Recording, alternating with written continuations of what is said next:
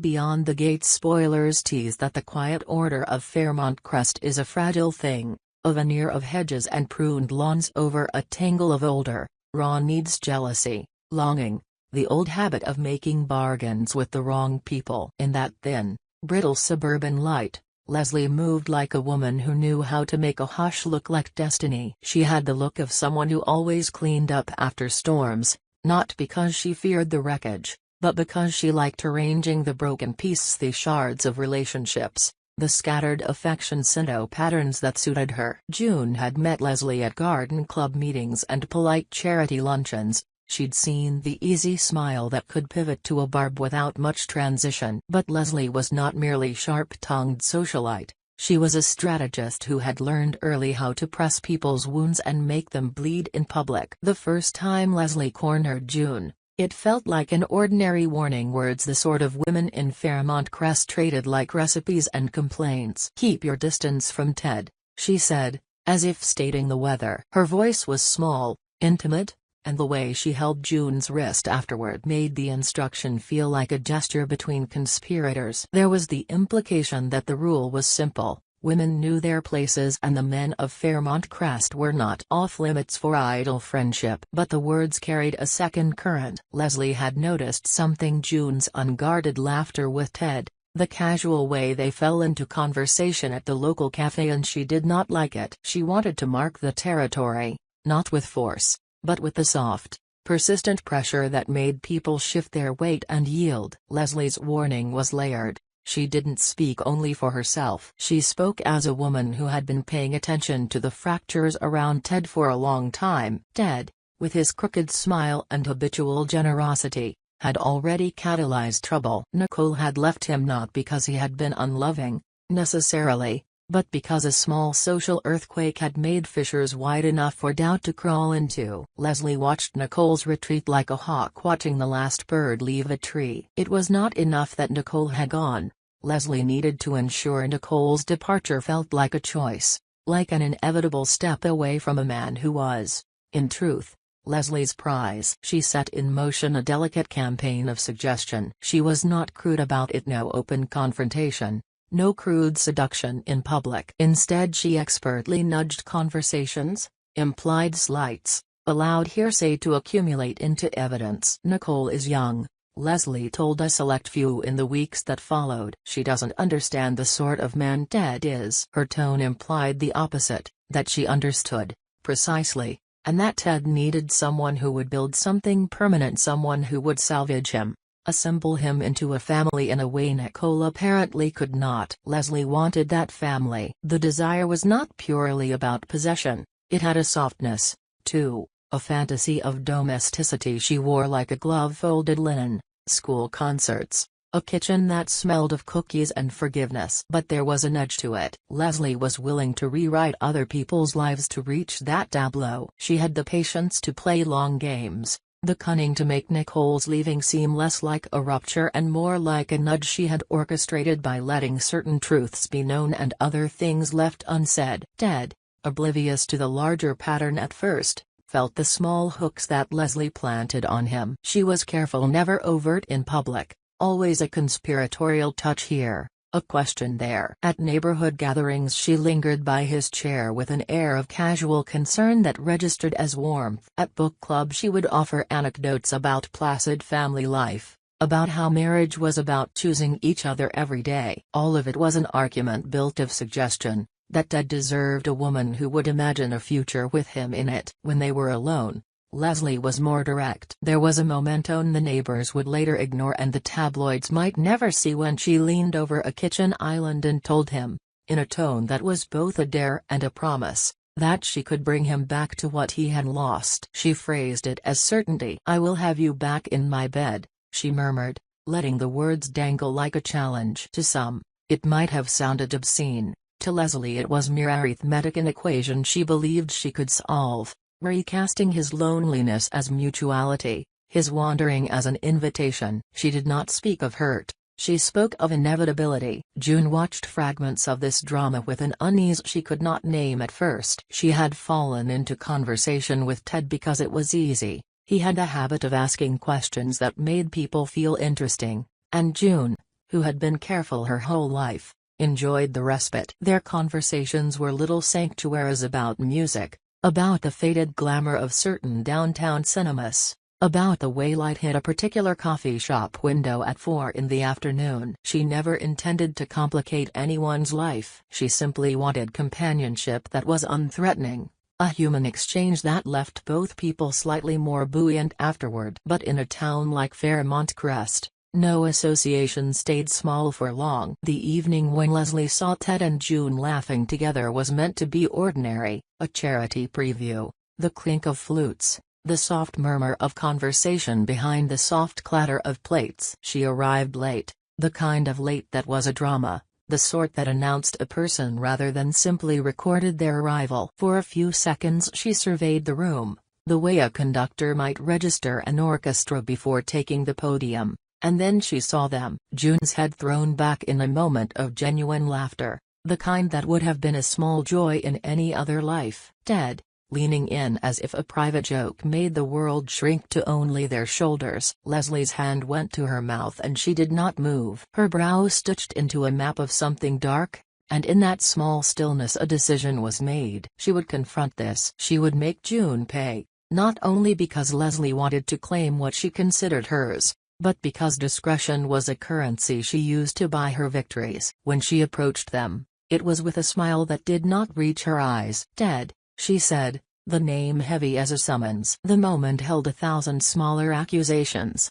None were voiced, but they hung in the air like a visible fog. Ted straightened, the casual complacency folding into a ritual of apology he had learned over years of trying to keep a peace he never wanted to break. He introduced June as a friend, the world shrinking and naming itself. Leslie did not ask for explanation. She did not need one. The question she asked was naked, calculated. "Are you courting someone else's sympathy, June?" The barbed tone made the room tilt. June, who had not expected to be the target of old resentments, felt the cool cloak of being judged wrap around her shoulders. She had to decide then and there whether to be gentle, to step back, to apologize for the crime of being alive under the same roof as other people's histories. June remembered, later, the exact phrasing of something Ted had told her a week earlier. An aside about someone named Leslie, framed as a cautionary footnote in a story about community politics, about people who wrapped themselves around a man like ivy around a pillar. She recalled that when Ted had mentioned Leslie, he had looked at her with something she had mistaken for amusement but which, upon reflection, was harder to read, an edge of fatigue, a trace of warning. In the instant Leslie's accusation slid into the conversation, she realized she had misread historical cues. What she had thought was a senior woman's bad manners might be a far more dangerous habit, a rehearsed pattern of singling out threats and removing them. The realization freed her from the obligation to be meek. No longer would she smile and bear it. She would not, she decided, automatically slough off another woman's cruelty as the price of living in a nicer neighborhood. June's response was careful at first, the kind that could have diffused the situation, an attempt to explain that nothing relevant had occurred between her and Ted. But the explanation sounded flimsy, and Ted, who had been trained by years of similar social diffusals, offered no public correction. He did not insist Leslie was wrong. He did not, in that instant, make a stand for June. That silence read, to Leslie, like an admission, to June, like a betrayal. To Ted, it was an exhausted retreat from complexity. He was, as Leslie and others would see, a kind of prey, gentle and easily lured, the sort of man who did not like conflict and so let it accumulate like cobwebs. Leslie circled him not like a predator that intended to kill but like an artist circling a blank canvas. She would play with him. She would tire him. She would make others watch until they squirmed. Leslie's way of asserting herself against June was not just public. It was ritual humiliation and private erasure combined. She deployed snipes that were meant to sting and then vanish, veiled compliments that carried venom, offhand remarks about propriety and the need for moderation in friendships. When she teased June, it was always with a certain flourish that made the insults look like an art form. That tactic was effective because it made the target feel small while turning the surrounding witnesses into participants in the shame. Leslie was practiced at that, and victory for her was as much about communal acknowledgement as about winning Ted. The pleasure of seeing someone else flinch was equal to the pleasure of possession. Meanwhile, Nicole's exit from Ted's life became a study in the subtlety of social engineering. She did not leave because Leslie had forced her hand with a single, disastrous public confrontation. Nicole, more brittle than she appeared, left because the cumulative atmosphere had made staying intolerable. Leslie fed rumors, hinted at infidelities that were never explicit, left crumbs of evidence, an overheard message, a misdirected photograph that told a plausible story. Nicole began to feel like a woman adrift on a sea of suggestion. She started to doubt what she had known about Ted. That was Leslie's plan all along, not to create a fireworks show but to build erosion like water on stone until the foundation gave way. When Nicole walked away, it felt to her like a decision she had made alone. To Leslie,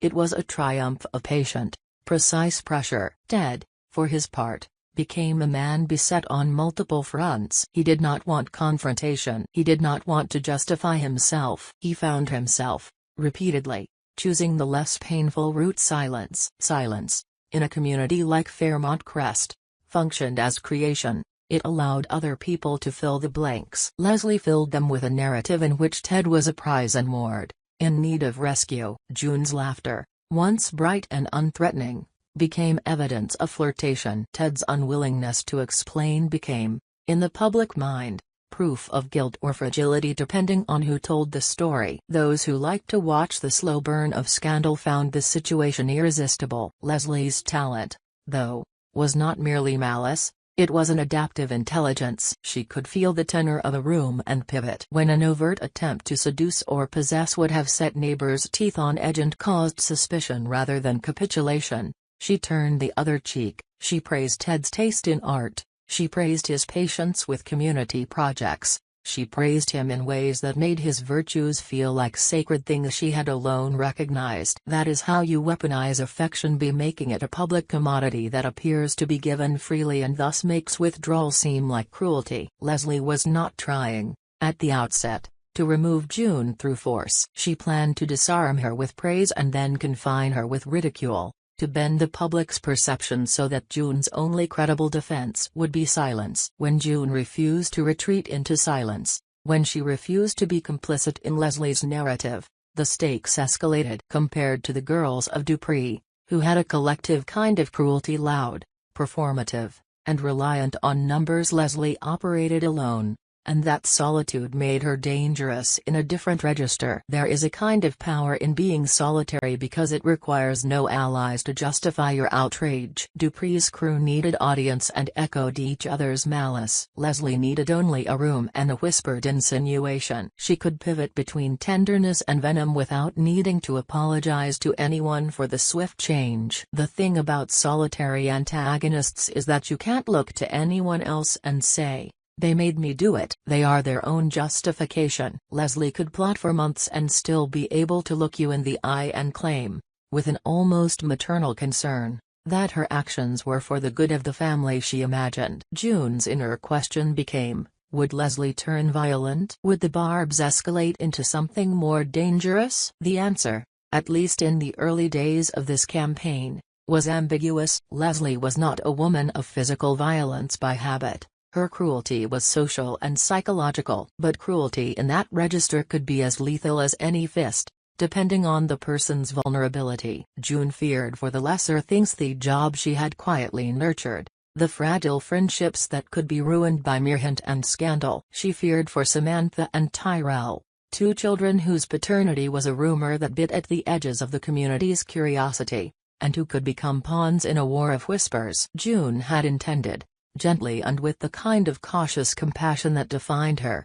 to tell Ted what she suspected about the children's father. She had gathered small clues: a photograph, a recollection overheard at a PTA meeting, an odd phrase in a letter, but she had not spoken them aloud. The timing, she believed, mattered. She wanted to offer him the information with care, to not hurl accusations but to provide a possibility, a truth he could choose to accept or reject. But Leslie was always somewhere between the cue and the stage. She had a talent for slicing conversation like a barber slashes hair, leaving behind clean lines that changed appearances. The moment June thought to speak to Ted about Samantha and Tyrell's father was the moment Leslie inserted herself into the orbit. She arrived at the cafe where June and Ted had intended to meet. She had an excuse ready: an errand, a donation receipt, an urgent inquiry about the garden club's upcoming event. She sat with them for a while, letting her presence be an uninterrupted pressure on the thin membrane of honesty. When June began to speak,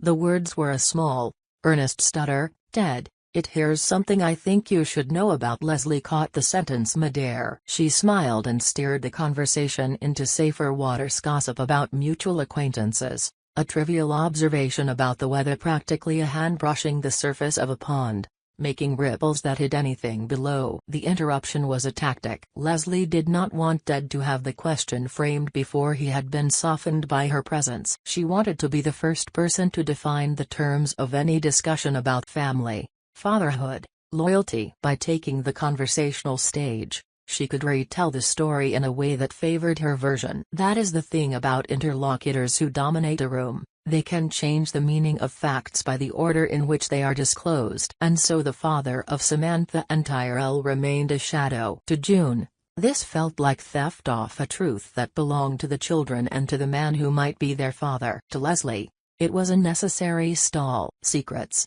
in her hands, were instruments. She would play them until they sang a tune she approved of. There was, even in Leslie's capacity for manipulation, a certain loneliness. When she reconnected with Jan, an old friend whose past gave them both things to forgive, showed a side of herself the neighborhood rarely saw. Jan was a woman who had once trusted Leslie and been bruised by that trust. Their reconciliation was a small public miracle. Jan agreed to overlook old grievances. Perhaps she tired of nursing them. Perhaps Leslie had cultivated a humility that was authentic on its surface. They became friends again in a way that made the neighborhood murmur. Two women, once estranged, knitting a new alliance. For Leslie this was utility wrapped in gratitude. For Jan it was the comfort of rekindled warmth. And for the unfolding drama around Ted, Jan's presence functioned like a second hand on a watch. It made Leslie's timekeeping feel more secure. Whether Jan was being used, whether she would become a willing participant in Leslie's campaign, was an open question. Jan's return to Leslie's confidence meant a new rhetorical force to Leslie's strategy as a second person who could corroborate insinuations, a second witness to small, staged events. If Leslie wanted to manufacture consensus, Jan could be the necessary echo. But it was also true that Jan had her own reasons for returning. Reconciliation is rarely pure. She had regrets and practical needs. Friendship with Leslie offered both a social reset and an ally. It was not beyond the realm of possibility that, once aligned, the two might set their sights on Ted with a combined precision that made everyone else insignificant. As the slow politics of their lives tightened, Ted found himself the center of an intensifying gravity. Women around him were rearranging themselves, some out of spite, others out of genuine affection. June watched with a complicated mix of sympathy and annoyance. She felt protective of Ted in a way that was not romantic but human, an empathy for a person who was being remade by other people's projections. She also felt the sting of being the object of Leslie's ire. A woman whose mistakes were past and whose innocence in this particular drama was irrelevant. The collisions were all but inevitable. And then, in that tense interval where secrets and strategies collided and the children's paternity hung like a question mark over every polite conversation, the narrative snapped forward. June, compelled by a mixture of loyalty and conscience, resolved to speak to Ted about what she suspected. She chose a place that was private and ordinary. The bench behind the church where children left chalk drawings and the holly bushes shadowed the path. The air was already crisp with the herald of autumn. She had arranged what she would say, the cadence and the possible outcomes. She rehearsed the way one rehearses a small plea, knowing how fragile the truth can be when spoken into a world that prefers tidy stories. She did not get to speak before she could hand him the small pile of notes and recollections she had gathered. Leslie appeared. The interruption was clean, like a ribbon cut through paper. Leslie's smile slid over the moment and turned it into something else,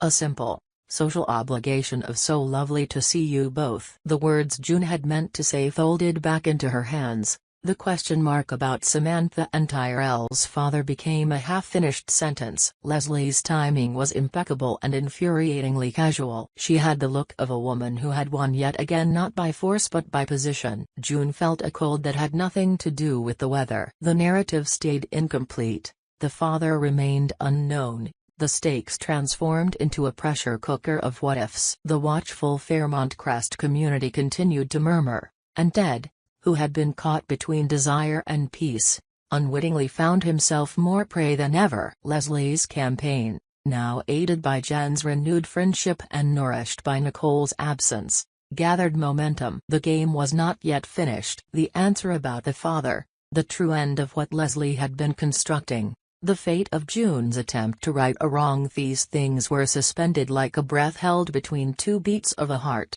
waiting for the next move.